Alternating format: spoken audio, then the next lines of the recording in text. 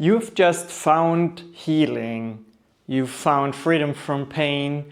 You've found freedom from maybe feeling anxious, feeling always on. But the pain came back, the problem came back. Let's talk about that, because that is something that happens quite frequently, and we need to understand why it happens. And you need to understand that that is not in your new reality. Most likely you found this video after having found relief from your healthcare provider, maybe from a holistic provider, maybe from a person you would refer to as a healer. And you are now in this amazing state of being pain-free, of being able to enjoy life again, of being able to finally rest.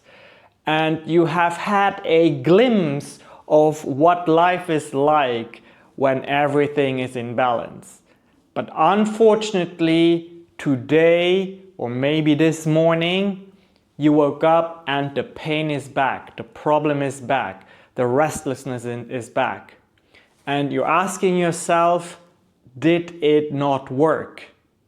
The truth is that if you were healed, if you found relief, for however long you were in that phase, you were healed. That is very important to understand, and you need to tell your brain that this was the true version of you. This was you going through life as a holistically healed person. And you also have to tell your brain that if this was possible for whatever duration it was, even if it was a very short duration, that is your reality. And that is what you want to step back in. Unfortunately, the path to health, especially for people who deal with chronic conditions, with very complex conditions, is not a straight line. There are sometimes these dips, and these dips show us something very important. They are there so we can learn to become more holistically healed.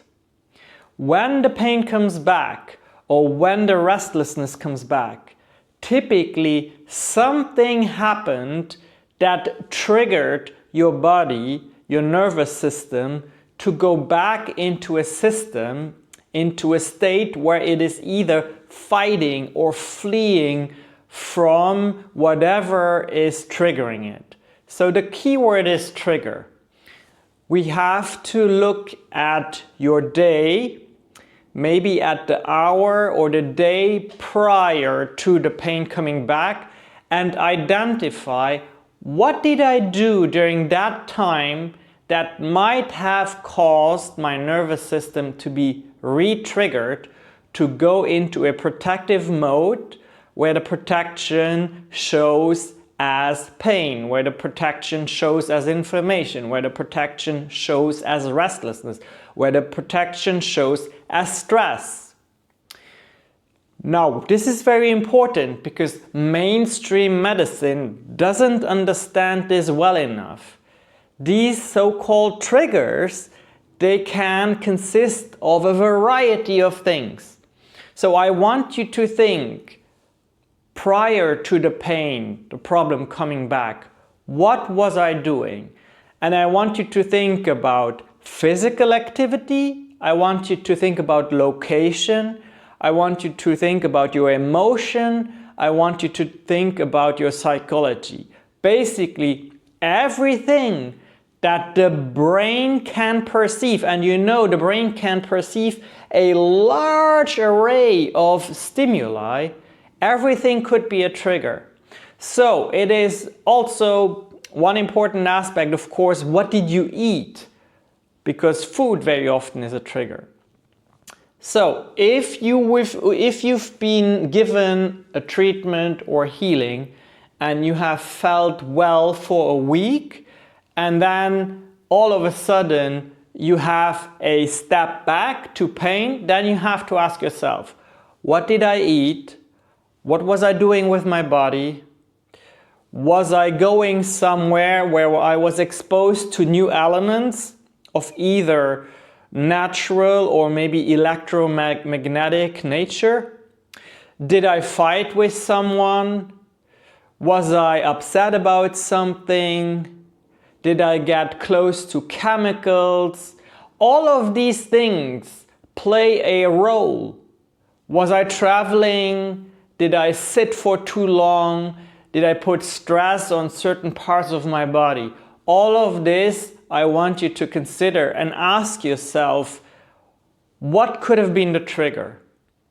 And if you do this, that is actually very beneficial to taking a step closer towards complete health.